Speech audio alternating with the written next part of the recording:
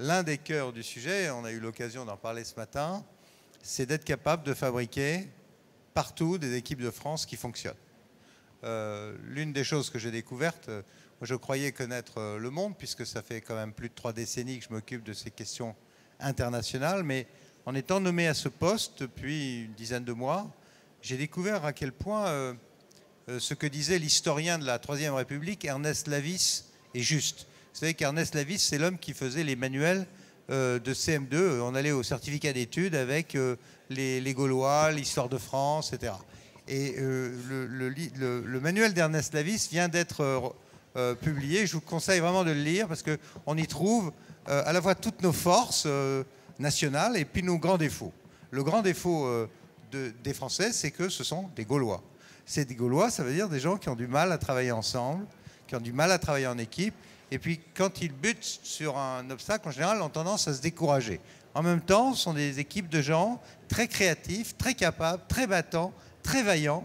Et la France, c'est ce mélange-là, entre la créativité, l'intelligence, la démerde, la capacité d'y aller. Et on a de magnifiques exemples de jeunes là, qui démarrent et qui démarrent bien. Et en même temps, une grande incapacité à travailler en équipe. Donc tout mon job, en fait, je passe mon temps à essayer de fabriquer les équipes de France à l'international, dans nos postes, avec UbiFrance, les chambres de commerce, les postes d'expansion économique, en région, au plus près de nos entreprises. Et puis, et on en a parlé ce matin, et puis, dernier volet extrêmement important, faire en sorte que en France, on ait ce que l'on trouve en Allemagne, en Corée, au Japon, et dans bien d'autres cas, au Brésil. Quand on va là-bas, on va trouver sur des marchés à l'étranger un grand groupe coréen, japonais, allemand, entouré de ses sous-traitants, entouré de son écosystème. Et bien souvent en France, ce n'est pas le cas. On va trouver un grand groupe qui a sa stratégie à lui, industrielle, sa stratégie d'achat, et puis des PME françaises qui ont bien du mal à y aller et qui sont souvent, pas toujours, les laissés pour compte. Donc le travail que j'essaye de mener, qui a été commencé avant moi par Henri Lachmann, qui aujourd'hui est entre les mains de Fabrice Brégier, qui m'aide beaucoup, c'est de constituer un véritable pacte export entre nos grands groupes du CAC 40 et tout le tissu, tout l'écosystème des sous-traitants en France, de sorte qu'on ait une politique de filière. Demain, en Libye, je vais avec une centaine d'entreprises en Libye, c'est extrêmement important j'allais dire, après avoir marqué l'essai de la liberté dans ce pays grâce à nos soldats, d'être capable de le transformer avec nos entreprises face à la compétition internationale. Pour transformer cet essai, on a mis en place, et c'est une première, des filières, des clusters, sujet par sujet, en fonction de la demande des autorités libyennes. Et dans chacun de ces clusters, il y a un chef de file. Et on a confié la responsabilité, en général, à un grand groupe, d'être le porte-parole de l'ensemble de la filière. Et d'être bien responsable d'entraîner avec lui les entreprises. Et pas de les laisser sur le quai de la gare. Donc aujourd'hui, je veux rendre hommage à mon ami Gérard Mestralet, qui est un homme pour lequel j'ai vraiment une très grande estime, et il le sait, qui dirige l'un de nos magnifiques, merci Monsieur le Président, qui dirige l'un de nos magnifiques groupes, à mon avis, pas toujours justement traité. Je crois que c'est un groupe qui mériterait d'être encore mieux traité, encore plus reconnu. Enfin, bref, il fait un travail formidable. Et surtout, il a accepté d'être le 13e homme dans mon équipe du CAC 40, là, parce que j'en ai que 12 qui ont signé. Gérard est le 13e. Il faut que l'ensemble du CAC 40 s'engage à emmener les PME à l'export. Voilà. Et je ne vais pas le faire par la contrainte, par décret ou par la loi ou je ne sais quelle oukase. On va le faire par la conviction. Et je sais que Gérard tiendra parole et que toutes ses équipes vont avoir à cœur, sur chacun des marchés à l'export, de faire en sorte que les PME françaises soient au rendez-vous. C'est tout ce que je veux. Et je le remercie d'être là. Je crois que c'est très symbolique que sa présence coïncide avec le prix qui a été accordé ce matin à 4 jeunes entreprises qui font très fort, puisque certaines d'entre elles sont déjà à 90% à l'export. Voilà, c'est pas mal. Merci Gérard de ta présence. 13e homme, Gérard Mestralet. J'espère que ça va porter chance. Hein. Merci beaucoup. D'abord, je voudrais dire à Pierre Louche à quel point je suis heureux d'être à ses côtés. Moi, j'admire beaucoup ce qu'il fait, avec beaucoup de dynamisme pour rapprocher les PME des grands groupes et pour le plus grand bien de l'économie française et de notre pays. Pour nous, on me dit parfois ce que vous faites à l'égard des PME, c'est bien parce que c'est solidaire. Alors oui, c'est solidaire, et en ce sens, ça répond bien à certaines de nos valeurs, mais c'est beaucoup plus que ça. Je pense qu'en agissant de la sorte, comme vous le faites, monsieur le ministre, je crois que c'est bon pour les PME, mais c'est bon pour GDF Suez et c'est bon pour le pays. Donc nous sommes résolument engagés dans cette voie. Et au-delà d'ailleurs de l'export, je voudrais peut-être dire un tout petit mot sur ce qu'est notre politique à l'égard des PME et qui se décline sur 5 axes.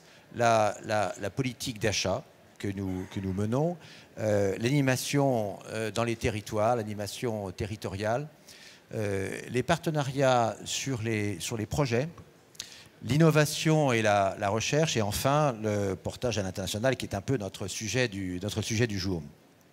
Alors rapidement, si vous le permettez, d'abord concernant la politique d'achat, nous avons construit un plan d'achat responsable qui est décliné à la maille du groupe GDF Suez et dans l'ensemble des pays où nous sommes présents. Nous nous sommes engagés en signant la charte des bonnes pratiques entre les grands donneurs d'ordre et les PME. Et cette charte se décline en actions spécifiques pour les PME. Par exemple, en ce qui concerne les délais de paiement, évidemment très importants, et surtout par les temps qui courent, où on voit bien qu'il y a du côté des banques un peu de tension. Également sur la collaboration avec les PME stratégiques, celles qui sont plutôt des sous-traitants permanents, des sous-traitants de spécialité et pas de capacité. Ou encore le développement du processus pour ne pas défavoriser les PME dans nos appels d'offres. Donc là, nous avons une action spécifique. Ça, c'est le premier point. Le deuxième point, ça concerne l'animation territoriale. Alors, c'est évidemment très important pour un groupe comme le nôtre, puisque nous avons 220 000 salariés dans le monde, 107 000 en France, mais qui sont très répartis dans le territoire français, puisque, à la différence de l'industrie automobile ou aéronautique, nous n'avons pas de très grosses usines. Nous sommes vraiment présents dans les villes et les villages de France.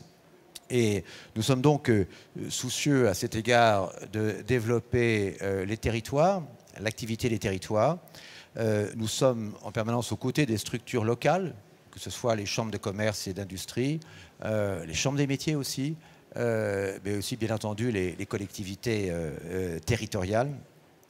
Nous sommes également engagés dans le programme qui s'appelle Plateau, que je pense certains d'entre vous connaissent, qui est un programme européen d'aide au développement via la formation des chefs d'entreprise. Et en France, 1500 PME bénéficient de ce programme Plateau.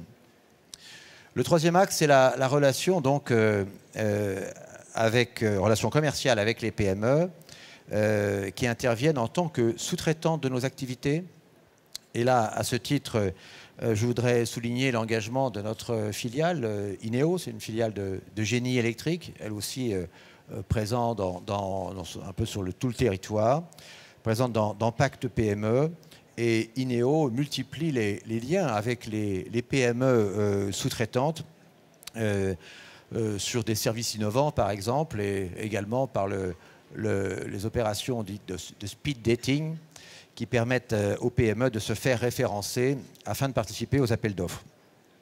De façon un peu plus générale, donc nous avons demandé à nos filiales françaises de rechercher systématiquement, chaque fois que c'est possible, à s'associer aux PME régionales, favoriser leur regroupement pour les gros appels d'offres. Il y en a quand on fait par exemple un terminal méthanier ou un gros centre de compression. Ou encore dans le cadre des partenariats publics-privés, que ce soit pour aussi des gros appels d'offres avec les hôpitaux, avec les universités ou encore avec les collectivités territoriales, par exemple pour les quartiers, les écoquartiers, qui nécessitent la mobilisation de beaucoup de métiers. Quatrième axe, c'est la politique de recherche et d'innovation. Nous savons tous que les startups sont de véritables pépinières d'idées, d'innovation. Nous avons pris des participations dans des fonds de capital risque en France, Capital Investissement. Et nous avons en particulier créé notre propre fonds qui s'appelle Blue Orange, qui est doté de 50 millions d'euros et qui va intervenir comme investisseur et partenaire industriel en fonds propres dans des PME françaises, jeunes entreprises porteuses de technologies innovantes, soit dans l'eau, soit dans les déchets, le traitement des déchets. Enfin, j'en viens au dernier point. Donc, nous avons décidé de faire bénéficier les PME françaises de notre réseau international, c'est-à-dire en tant que participants à Class Export. Nous sommes présents dans plus de 70 pays. Nous avons des délégués régionaux qui sont des permanents, 44 délégués pays, qui ont reçu mission d'identifier et d'aider les PME. Nous sommes fondateurs du pacte PME international. Nous avons organisé plusieurs hébergements de PME dans nos installations internationales. Nous l'avons fait à Mexico, à Varsovie, à Moscou et bientôt au Qatar. Là, il s'agit de faire bénéficier la PME d'un hébergement général du VIE qui est mis à la disposition de la PME dans nos bureaux. Nous faisons d'ailleurs plus que ça, bien sûr, puisque nous mettons notre réseau et le réseau du délégué pays à la disposition du VIE pour en quelque sorte être son référent dans le pays d'accueil.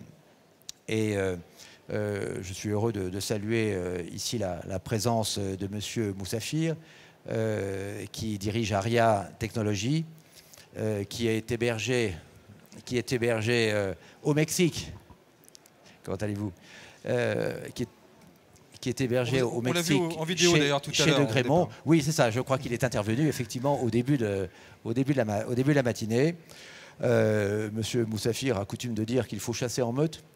Je partage tout à fait. C'est ce que vous disiez, Monsieur le Ministre, à l'instant. Moi, je suis convaincu par l'énergie, par le talent des entrepreneurs que nous rencontrons. Et si les grandes entreprises peuvent, j'allais dire, à leur modeste niveau, leur tendre la main, c'est dans le plus grand intérêt, évidemment, de la PME à qui on tend la main, mais le plus grand intérêt aussi du grand groupe et aussi de notre pays. Donc, pour toutes ces raisons, je suis heureux d'être à vos côtés aujourd'hui et je vous félicite encore pour votre action. Merci beaucoup. Tout ça se résume en un mot, du bon sens et du patriotisme économique. Et avec ça, je pense qu'on va redresser nos comptes. Merci en tout cas à tous les deux. Vous êtes un bel exemple de ce que nous pouvons faire. Ajoutez à cela les VIE et le travail que fait UbiFrance. Et on a de quoi, je pense, vraiment donner un coup de main à nos PME. Donc continuons sur cette voie. Merci Gérard. Monsieur Aria, bonne chance au Mexique. Alors, on va signer maintenant. Oui, alors il paraît que vous allez signer. Qu'est-ce que vous allez signer d'ailleurs?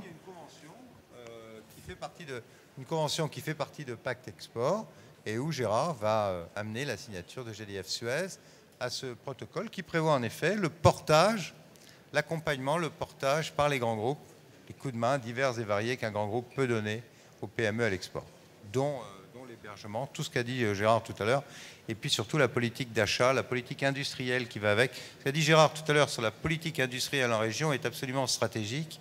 L'État tout seul ne peut pas faire de politique industrielle s'il ne s'appuie pas sur des grands entrepreneurs qui ont compris que c'est dans l'intérêt de leurs grands groupes que d'avoir un écosystème dans tout le pays, une image aussi, une présence sur le territoire national. Ce n'est pas parce qu'on est une multinationale qu'on cesse de porter le pavillon national. Et j'invite les patrons du CAC 40 à réfléchir à ça et pas nécessairement tous aller s'installer en Chine. C'est clair. Bon, alors il ne reste plus qu'à signer, donc on va vous laisser signer officiellement. Monsieur Mestralet, on vous communiquera peut-être un ou deux des dossiers des lauréats d'aujourd'hui. Peut-être que vous pourrez les aider.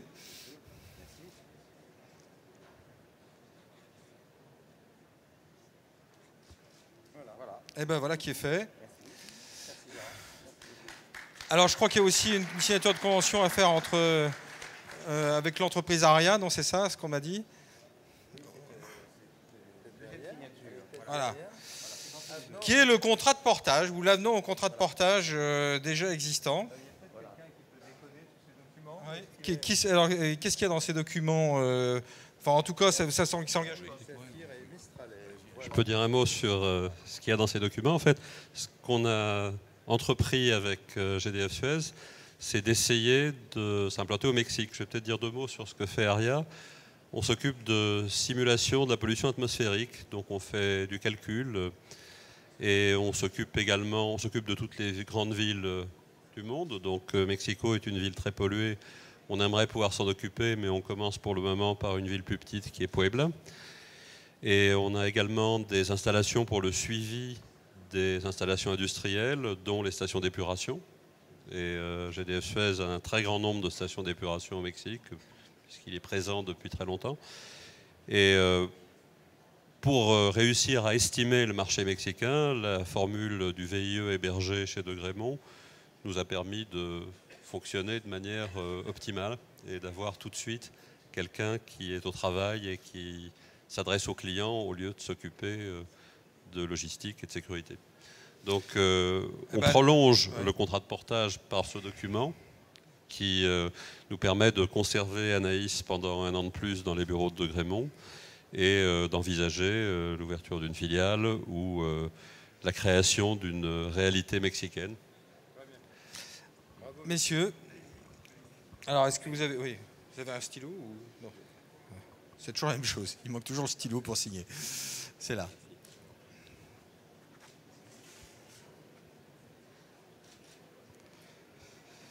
Félicitations en tout cas à vous tous. J'espère qu'il y en aura peut-être d'autres, monsieur le ministre. Il y en a tout le temps. On a 6500 jeunes à travers le monde. Notre idée, c'est de passer à 15 000. D'autres groupes. Là, on est vraiment dans un exemple type de du service énorme que ça peut donner, que d'avoir un grand groupe partenaire qui héberge un jeune. Je vous signale d'ailleurs qu'à l'étage du dessous, il y a plusieurs dizaines de jeunes qui cherchent un job, une position de VIE à l'étranger. Et pour eux, c'est la porte ouverte à un emploi.